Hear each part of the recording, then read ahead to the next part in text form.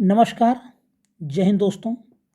हम लोग उत्तराखंड मुख्य परीक्षा पेपर 5 का अध्ययन कर रहे थे, अर्थव्यवस्था एवं सामाजिक विकास, जिसके अंतर्गत आज का जो टॉपिक है वह है क्षेत्रीय असंतुलन, कारण एवं समाधान, regional imbalance, region and solution. इसको देखते हैं, यह एक महत्वपूर्ण टॉपिक है। यहाँ से 5 नंबर, 8 नंबर या 16 नंबर में प्रश्न बन सकता है। आगे बढ़ने से पहले एक बात और बता दें, जो भी वीडियो को पहली बार देख रहे हैं वीडियो पूरा देखें, वीडियो पसंद आए तो वीडियो को लाइक करें और चैनल को सब्सक्राइब करना ना भूलें। सीधे बात करेंगे, क्षेत्रीय असंतुलन, कारण एवं समाधान क्या है देखते हैं। तो स्वतंत्रता के बाद भारत में जहां एक ओर कई क्षेत्रों में अत्यधिक प्रगति हुई, वहीं दूसरी ओर कई क्षेत्र विकास के निम्न स्तर तक ही पहुंच पाए हैं। आप इसको देख सकते हैं। यही कारण था, यही क्षेत्रीय असंतुलन ही एक ऐसा कारण था जिसके लिए उत्तर प्रदेश से मांग हुई कि एक नया राज्य बनाया जाए उत्तराखंड, क्योंकि उत्तर प्रदेश के कई सारे क्षेत्रों में काफ़ी अच्छा विकास हो रहा था, लेकिन पहाड़ी क्षेत्रों में उतना विकास नहीं हो रहा था, एक असंतुलन था विकास में, इसीलिए मांग उठी और बाद में फिर आपका उत्तराखंड राज्य बना। तो यही क्षेत्रीय असंतुलन उसका एक कारण था। तो स्वतंत्रता के बाद भारत में जहां एक और कई क्षेत्रों में अत्यधिक प्रगति हुई, वहीं दूसरी ओर कई क्षेत्र विकास के निम्न स्तर तक ही पहुंच पाए। देश के कई राज्यों में संसाधनों की अधिकता पाई जाती है, तो कई राज्यों में संसाधनों की कमी है। आप जानते होंगे बहुत ऐसे राज्य हैं जहां खनिज मिनरल्स बहुत कुछ पाए जाते हैं, और बहुत से ऐसे राज्य हैं जहां खनिज वगैरह नहीं पाए जाते हैं। तो कई राज्यों में संसाधनों की अधिकता पाई जाती है, तो कई राज्यों में संसाधनों की कमी, जिसके कारण गरीबी, बेरोजगारी का सामना करना पड़ता है। जहां गोवा, केरल, महाराष्ट्र एवं दिल्ली में संपन्नता व्याप्त है। क्यों व्याप्त है? क्योंकि वहाँ बहुत सारे पर्यटक स्थल हैं, राजधानी है दिल्ली, लोग आते जब, महाराष्ट्र आर्थिक राजधानी है। वहीं छत्तीसगढ़, उड़ीसा, बिहार, मणिपुर एवं झारखंड में गरीबी व्यापक रूप से पाई जाती है। इस प्रकार भारत के विभिन्न क्षेत्रों में निर्माण, विनिर्माण, शिक्षा, स्वास्थ्य, गरीबी, रोजगार एवं उत्पादन में असंतुलन की स्थिति पाई जाती है, जिसे हम क्षेत्रीय असंतुलन के रूप में जाना जाता है। यही इसकी परिभाषा हो जाएगी। अगर 2 नंबर या 5 नंबर में आता, 2 नंबर में आता तो यही इसकी परिभाषा हो जाएगी। यहाँ से शुरुआत करेंगे कि देश में कई राज्यों में संसाधनों की अधिकता पाई जाती है, तो कई राज्यों में संसाधनों की कमी, जिसके कारण गरीबी, बेरोजगारी का सामना करना पड़ता है। जहां गोवा, केरल, महाराष्ट्र एवं दिल्ली में संपन्नता व्याप्त है, वहीं छत्तीसगढ़, उड़ीसा, बिहार, मणिपुर एवं झारखंड में गरीबी व्यापक रूप में पाई जाती है। इस प्रकार भारत के विभिन्न क्षेत्रों में निर्माण, विनिर्माण, शिक्षा, स्वास्थ्य, गरीबी, रोजगार एवं उत्पादन में असंतुलन की स्थिति पाई जाती है, जिसे क्षेत्रीय असंतुलन के रूप में जाना जाता है। क्षेत्रीय असंतुलन के कारण देख लेते हैं। क्षेत्रीय असंतुलन के कारण कई हैं, निम्नलिखित हैं, जो कि देखते हैं। उपलब्ध संसाधनों का दोहन ना करना।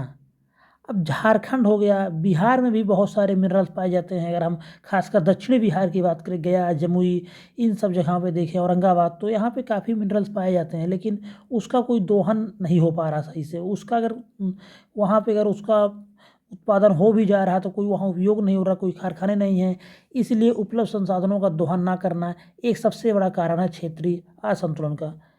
पहाड़ी क्षेत्र में निवास, अगर हम उत्तराखंड की बात करें, अगर उत्तर प्रदेश से जब राज्य अलग हुआ तो ये पहाड़ी क्षेत्र में निवास स्थान कारण इसका असंतुलन, बहुत ज़्यादा असंतुलन था। जनजातीय क्षेत्र का निवास स्थान, जिधर जनजातियाँ हैं, ये छत्तीसगढ़ में, झारखंड में, मध्य प्रदेश में, यहाँ भी उतना विकास नहीं हुआ। सरकार की दोषपूर्ण योजनाएं, बहुत सारी योजनाएं सरकार की दोषपूर्ण होती हैं, जो कि आतंकवाद, नक्सलवाद एवं उग्रवाद का विस्तार, बहुत जगह जैसे आतंकवाद आपको देखने को मिल रहा है, जम्मू कश्मीर हो गया, पंजाब हो गया, इन सब राज्यों में, या फिर नक्सलवाद आप देखने को मिलता है झारखंड में, बिहार में, छत्तीसगढ़ में, ये मध्य प्रदेश में। तो यहाँ कुल बहुत सारे जो उद्योगपति होते, कंपनियां भी नहीं लगाना चाहते हैं, सुरक्षा नहीं है, तो उग्रवाद का विस्तार। आधारभूत संरचना का उपलब्ध ना होना, बहुत सारी आधारभूत संरचना का अभाव होने की वजह से भी क्षेत्रीय असंतुलन देखने को मिलता है। परिवहन सुविधा अगर नहीं रहेगी तो उद्योग और व्यापार हो नहीं पाएगा, क्षेत्रीय असंतुलन देखने को मिलता है। इससे पिछड़ी कृषि, जंगल एवं पठार का क्षेत्र, ये सब जहाँ पे है जंगल एवं पठार, वहाँ उद्योग नहीं है, तो इन सब, यही सब बहुत मेजर कारण है जो क्षेत्रीय असंतुलन के कारण है। उपलब्ध संसाधनों का दोहन ना करना, पहाड़ी क्षेत्र में निवास स्थान, जनजातीय क्षेत्र का निवास स्थान, सरकार की दोषपूर्ण योजनाएं, आतंकवाद, नक्सलवाद एवं उग्रवाद का विस्तार, आधारभूत संरचना का न होना, परिवहन सुविधा का अभाव, पिछड़ी कृषि, जंगल एवं पठार का क्षेत्र, राजनीतिक कमजोर राजनीतिक इच्छा शक्ति भी एक प्रमुख कारण है क्षेत्रीय असंतुलन का। अध्ययन की दृष्टि से देखें तो क्षेत्रीय असंतुलन के कारण को 3 वर्गों में बांटा गया है जो निम्नलिखित है। पहला है प्राकृतिक कारण। एक तो कारण प्राकृतिक है क्षेत्रीय असंतुलन का। विभिन्न प्रदेशों के संभावित क्षेत्रों में प्राकृतिक, मानवीय और अन्य स्थलीय लाभ के संसाधनों का वितरण असमान है। यहाँ तक कि समान संसाधनों वाले क्षेत्र प्राकृतिक दृश्य, स्थलाकृति, जलवायु परिस्थितियों आदि की दृष्टि से भिन्न हो सकते हैं। बेहतर स्थिति वाले क्षेत्रों में विकास या प्रगति ज़्यादा होती है। जैसे जैसे विकास की प्रक्रिया आगे बढ़ती है वैसे वैसे अधोसंरचनात्मक सुविधाओं, बाजार, कुशल कारीगरों आदि की उपलब्धता में वृद्धि होने के कारण निवेश के अवसर और पर्यटकों की गतिशीलता बढ़ती है। अब आप उत्तराखंड को ले लीजिए। आप उत्तराखंड के मैदानी एरिया में देखिए, वहाँ विकास भी हो रहा, वहाँ पर्यटकों की संख्या भी ज़्यादा बढ़ रही है, तो वहाँ बाजार, कुशल कारीगर, काफ़ी अधोसंरचनात्मक सुविधाएं बढ़ रही हैं। वही आप अगर उत्तराखंड के उत्तर में चले जाइए, बहुत सारे पहाड़ी ज़िले हैं जहाँ अभी बहुत आधारभूत संरचना तक वहाँ नहीं है। अभी बाजार और कुशल कारीगर की बात ही नहीं कर सकते हम, और निवेश भी वहाँ नहीं है। तो ये सब होता है। आगे बात करते हैं। इस प्रकार के विकासकरण कम विकसित या अविकसित क्षेत्रों के संसाधनों का स्थानांतरण जो होता है वो विकसित हो रहे क्षेत्रों की ओर होने लगता है। इस प्रकार पिछड़े क्षेत्रों के संसाधन धीरे धीरे निष्कासित होने लगते हैं और विकसित क्षेत्र इन पिछड़े क्षेत्रों की कीमत पर संपन्न होते रहते हैं। सुविधा संपन्न देशों और प्रतिकूल परिस्थितियों वाले देशों के मध्य विकास के प्रत्येक चरण के साथ अंतर बढ़ता जाता है। ऐतिहासिक कारण दूसरा है। क्षेत्रीय असंतुलन ऐतिहासिक कारणों से भी होता है, जिसका कारण कुछ क्षेत्रों का विकास औपनिवेशिक शासनकाल में चलाए गए अनियोजित सार्वजनिक कार्यक्रमों को बताया जाता है।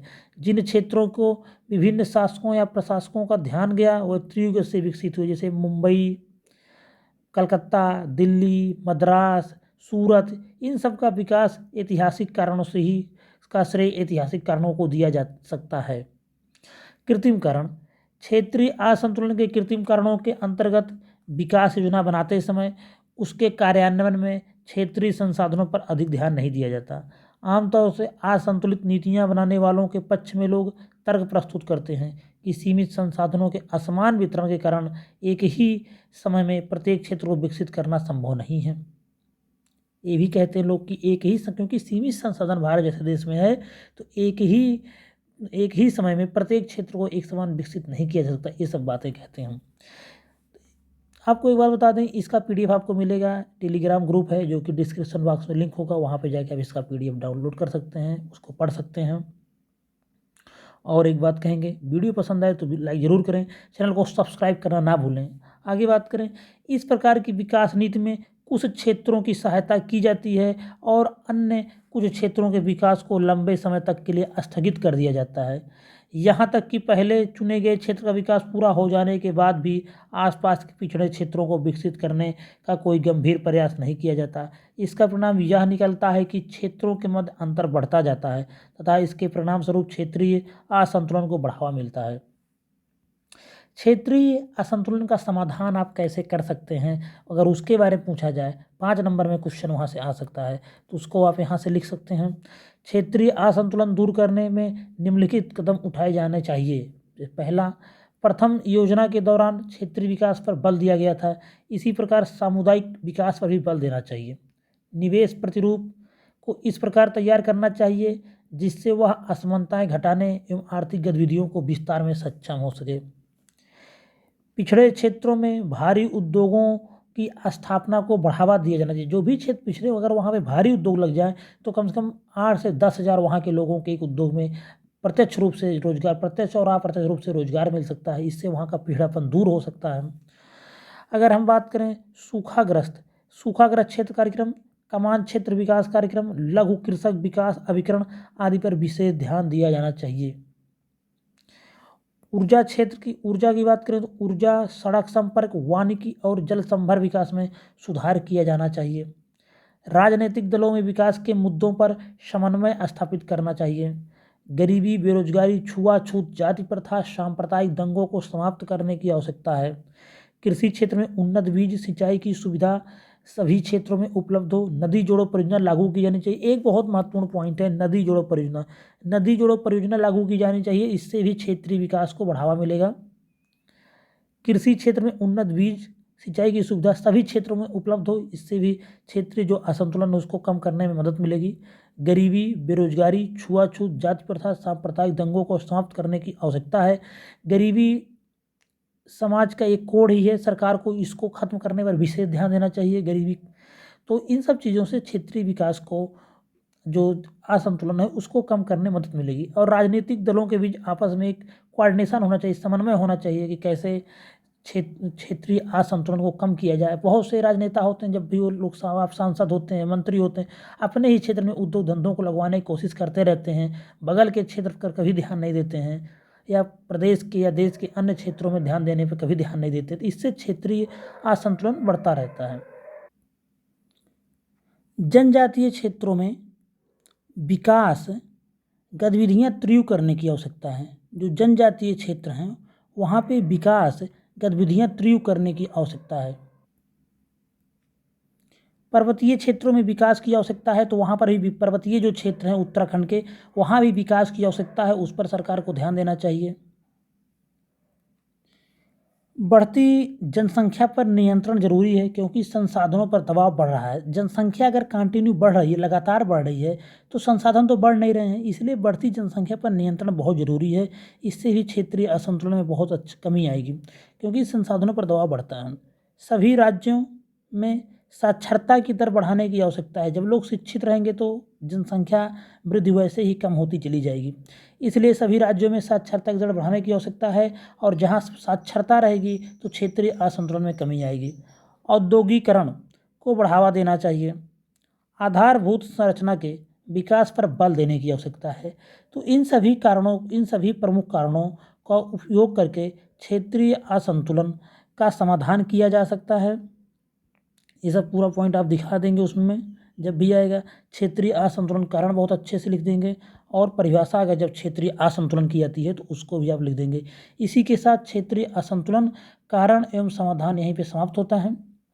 अंत में एक बात कहना चाहेंगे, वीडियो जो भी पहली बार देख रहे हो, वीडियो पसंद आए तो लाइक करें और चैनल को सब्सक्राइब जरूर करें। धन्यवाद।